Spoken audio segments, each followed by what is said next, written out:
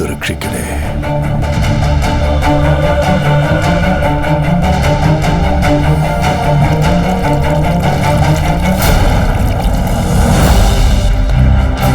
Discharge கூட ஆகாம இங்க வந்து எவ்வளவு பெரிய பூஜை பண்ணிட்டு இருக்காரு. சத்தமா பேசாதியா, அந்த சாமி காதுல விழுந்துற போதே. இழந்த சக்திகளை பெற உதவுவாயம்மா. இவர் அவ்வளவு பெரிய ஆளாயா?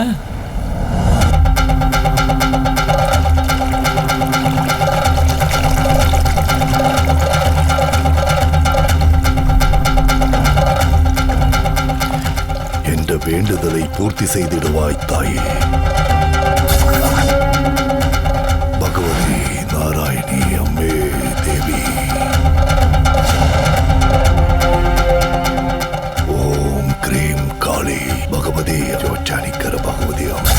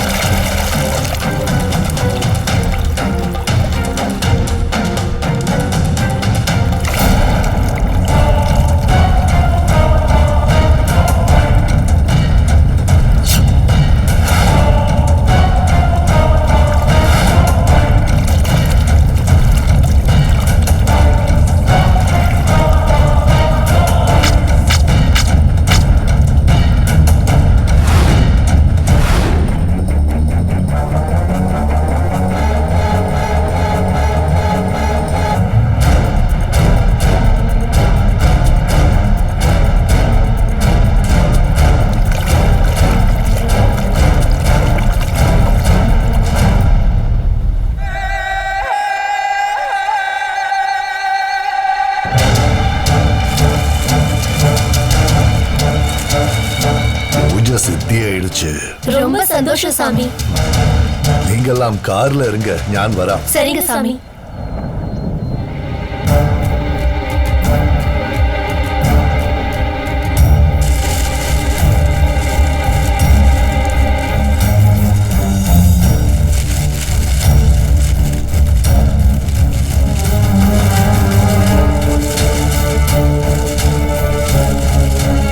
உள்ள யாரு?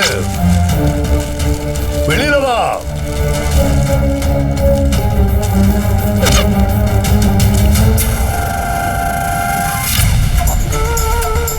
எதுக்காக என்ன கண்காணிச்சுக்கிட்டு இருக்க?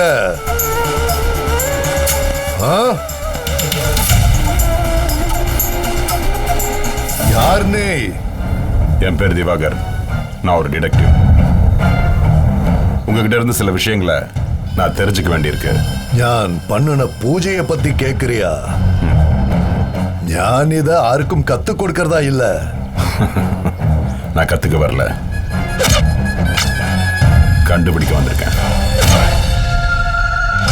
நான் கேட்கறதுக்கு ஒளிவு மறைவு இல்லாம நீங்க உண்மையை சொல்லணும். என்ன தெரியணும் உனக்கு? 20 வருஷத்துக்கு முன்னால பார்வதிபுரத்துல நடந்தது என்னன்னு எனக்கு தெரியணும்.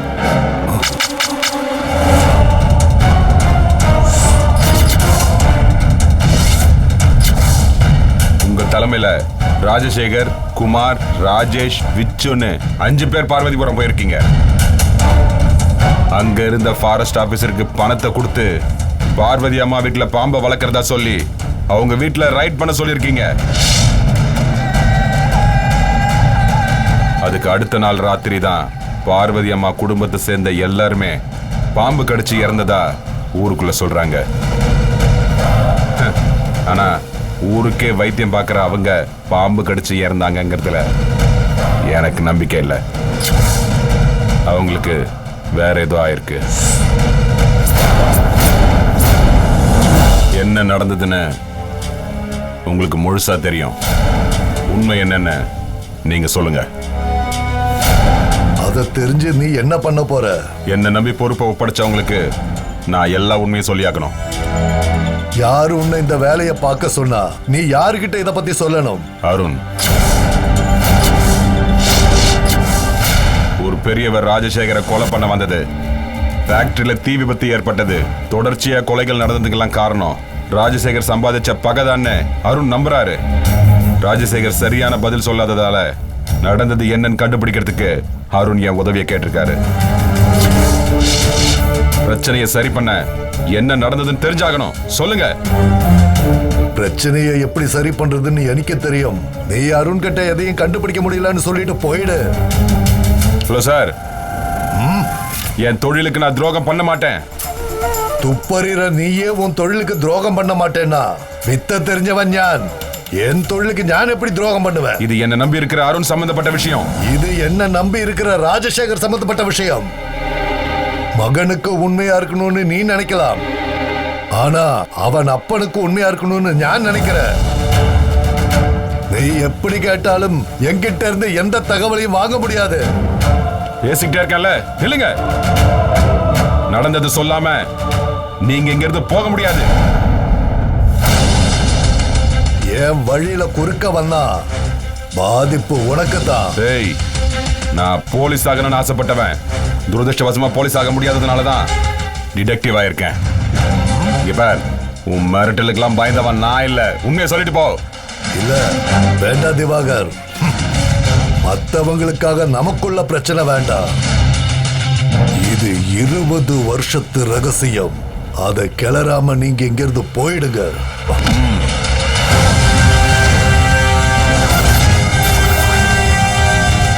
உண்மையை சொல்லிட்டு போங்கிறேன். பார்வதி அம்மாவுக்கு என்ன ஆச்சு? முனியப்பனுக்கு ராஜசேகருக்கு என்ன பகை?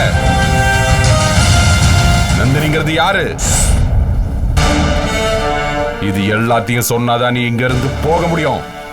சொல்லு.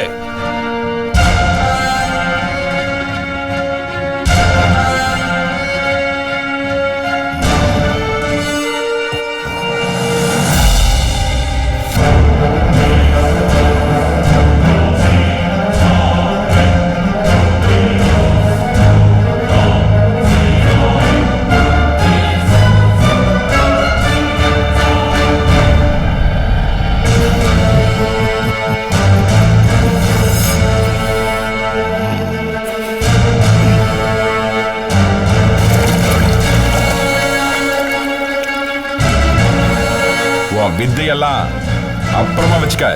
எனக்கு இப்ப பதில் சொல்லு.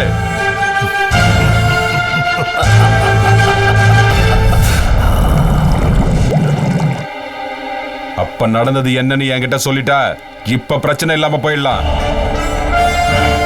இல்லனா இந்த விஷயத்துல உன் மேல லீகல் ஆக்ஷன் எடுக்க கூட நான் தயங்க மாட்டேன்.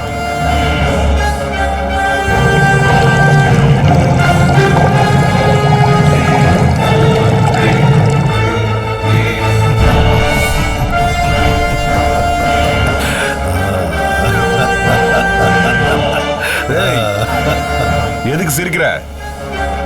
உண்மையை சொல்லு.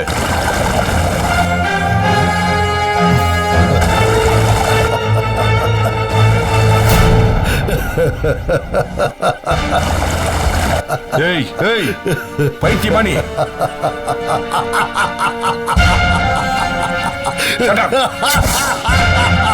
ஏய், நீ பைத்தியமா? நான் கேட்டுட்டு இருக்கேன், நீ சிரிச்சுக்கிட்டு இருக்க. நான் கேட்கறதுக்கு ஒழுங்கா பதில் சொல்லு.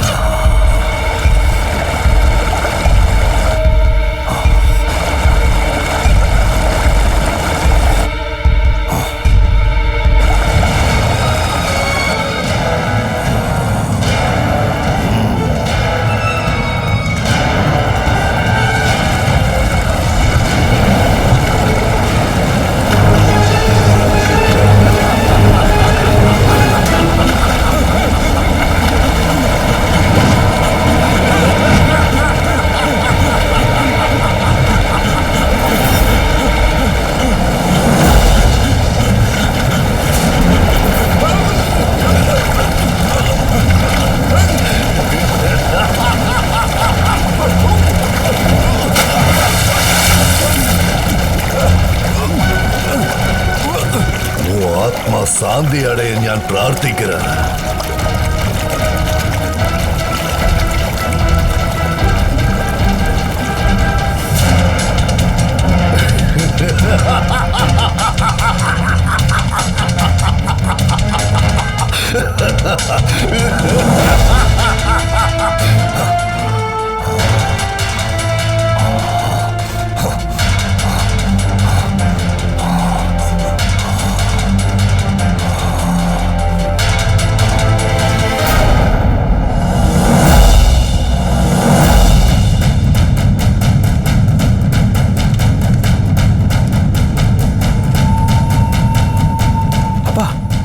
என்னப்பா ஃபேமிலி டாக்டர் காணோம்? டேய் இவர் நியூரோ ஸ்பெஷலிஸ்டா. ஓ ஃபேமிலி டாக்டர் தான் அனுப்பி வச்சிருக்காரு. அப்படியா? சார் டெஸ்ட் ரிப்போர்ட் பார்த்ததுல அவங்களுக்கு strong epilepsy and minor stroke வந்ததுக்கான சிம்டம்ஸ் இருக்கு. எதனால டாக்டர் இப்படி வந்தது?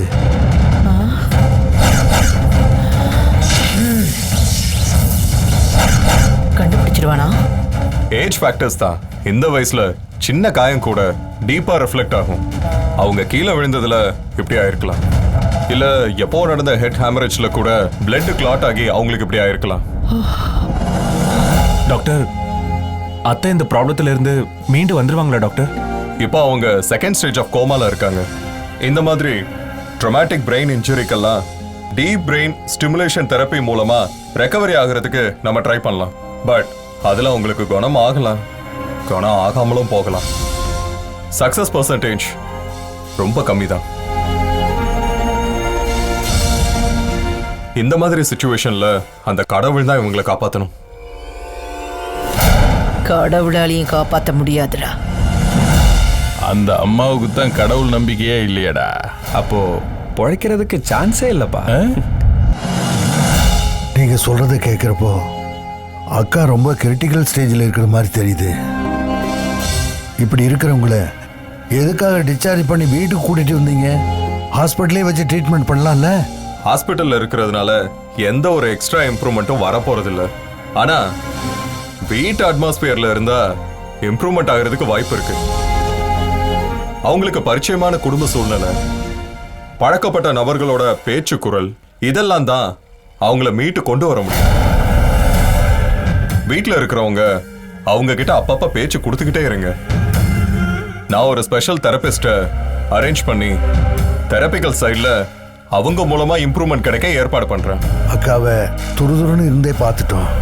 அவங்கள எப்படி படுத்த படுக்கையா பார்க்கறதுன்னு ரொம்ப கஷ்டமா இருக்கு டாக்டர். எப்படியாவது சீக்கிரம் குணப்படுத்திடுங்க டாக்டர். நம்பிக்கையோட செய்ய வேண்டியதை செய்வோம். நல்லதே நடக்கும். தைரியமா இருங்கய்யா. அப்ப நான் வரேங்க. சரி டாக்டர். ஆமா.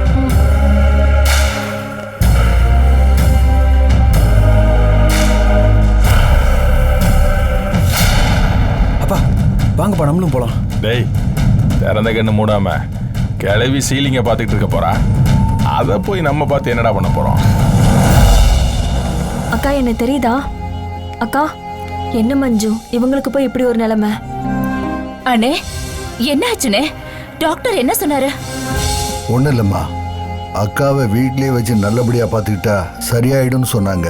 ஐயா என்ன மாணிக்கம்? அம்மாவுக்கு தான் இப்போ ஒன்றும் ஆகலை இல்லை, நான் பக்கத்துல இருந்து பார்த்துக்கிறேன்யா. நீங்க நாளைக்கே திரும்ப அந்த கோயிலுக்கு போயிட்டு வந்துருங்கய்யா.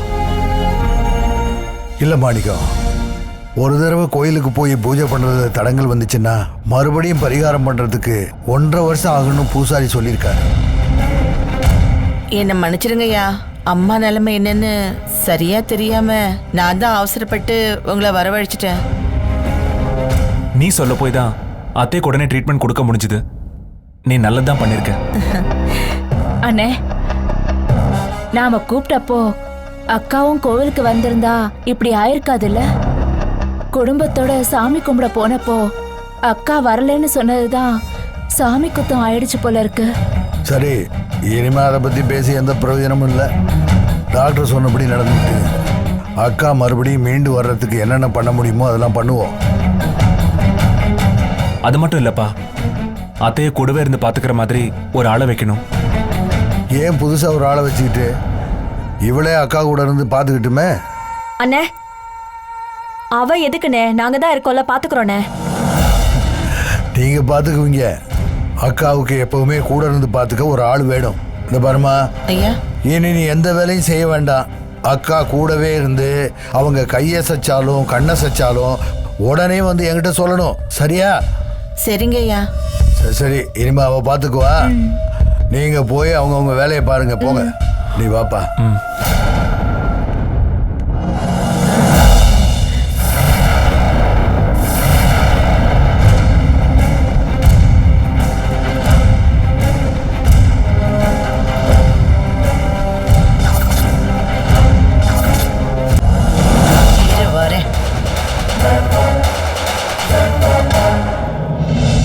ஏய் வாடா மாப்பிள்ள வாழைப்பழ தோப்புல வாலிபால் ஆடலாமா ஆடும் ஓட்டுல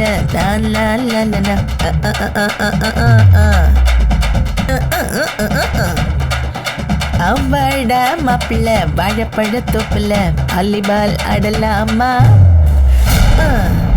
ஹாப்பியா? நீ செத்தப்புறம் அண்ணா உனக்கு தெரியாதுல்ல? அதான்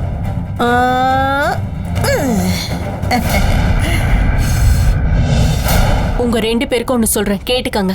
சொல்லுமா. எதுலயும் ஆரம்பத்துல இருக்க வேகம் கடைசி வரைக்கும் இருக்காது. அதனால எந்த ஒரு விஷயத்தையும் சூடா இருக்கும் போதே முடிச்சிடணும். ஆற விட்டா வேஸ்ட் ஆயிடும். அதனாலதான் அம்மா காஃபியை சூடா சாப்பிட்டுட்டு இருக்கேன். உன்னோட டேஸ்டும் என்னோட டேஸ்டும் ஒண்ணுதான். அப்போ நான் காஃபியை சொல்லல, என் கல்யாணத்தை சொன்னேன்.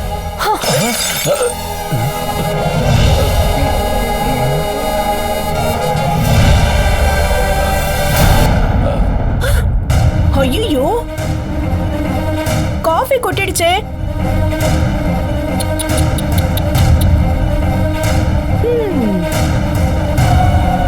என்னம்மா, கை கெட்டினது வாய் கெட்டலன்னு கோவம் வருதா?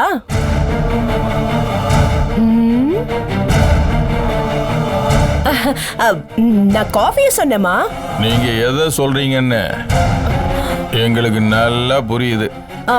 புரிஞ்சுக்கிட்டா சரி. ஹலோ, வாய் கேட்லன்னு எப்படி சொல்றீங்க? அதான் அருண் மாமா வாயாலேயே என்ன கல்யாணம் பண்ணிக்கிறேன்னு சொல்லிட்டாருல்ல. இனி நான் அந்த வீட்டுக்கு மருமகளா வரதுல எந்த பிரச்சனையுமே இருக்காது. எனக்கும் மாமாவுக்கும் சீக்கிரமே கல்யாணம் நடக்கும். கல்யாண சாப்பாட்டை சாப்பிட்டுட்டு அதோட அரண்மனையை காலி பண்ணிட்டு நடைய கட்ட பாருங்க.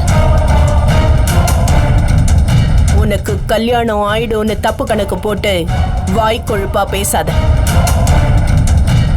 உன் கல்யாணம் நடக்க வாய்ப்பே இல்லை. மாப்பிள்ளையே உத்தரவாதம் கொடுத்ததுக்கு அப்புறம் எப்படி நடக்காம போகும்? அருண் ஏதோ போன காரியம் நல்லபடியா நடக்கணும் அப்படின்னு நினைச்சு சொன்னாரே தவிர அவன் எதையும் மனசார சொல்லல. கங்காவை டைவர்ஸ் பண்ணணும்னு நான் அந்த பேச்சை எடுத்தப்போ கங்காவை விட்டு கொடுக்காம பேசின அருணா உன்னை பொண்டாட்டியா ஏத்துக்க போறான். இலவு காத்த கிளி மாதிரி பகல் கனவு கண்டுட்டு இருக்காம ஆகிற வேலைய போய் பாரு.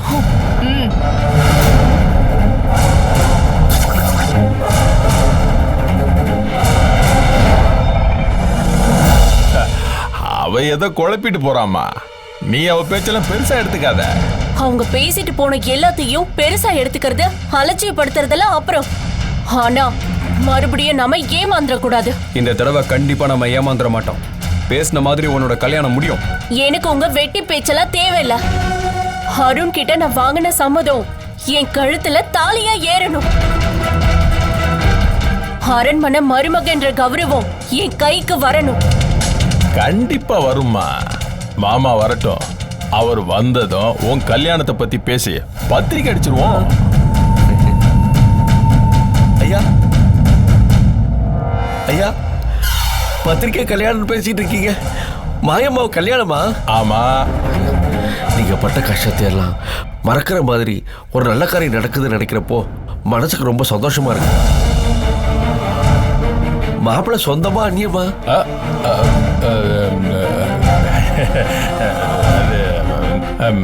அது வந்து மாயாவுக்கு ஏத்த மாப்பிள்ளையா பெரிய இடத்து சம்பந்தமா தான் பார்த்திருப்பீங்க.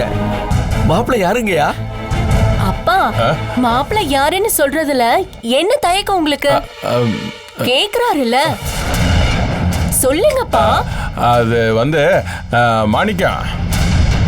அது என்னன்னா, நீங்க ரொம்ப யோசிக்கிறீங்க. விடுங்க, நானே சொல்லிடுறேன்.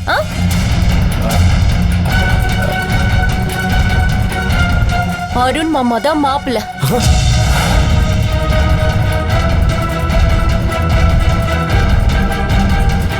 கல்யாணத்துக்கு தேதி கூட பார்த்தாச்சு.